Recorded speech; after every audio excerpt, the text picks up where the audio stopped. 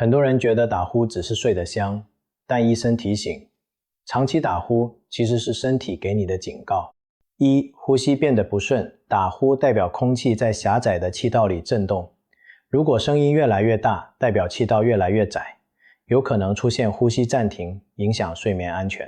二、大脑供氧不足，睡觉时频繁打呼，会让氧气无法稳定进入身体，大脑会在半夜不断被迫醒来，白天容易累，专注力差，就是缺氧的表现。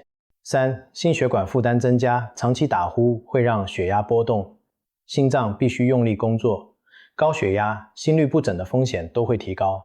保持健康体重，睡前避免喝酒、侧睡，能帮助呼吸更顺。严重的打呼一定要检查是否有睡眠呼吸中止。打呼不是睡得香，而是身体在求救。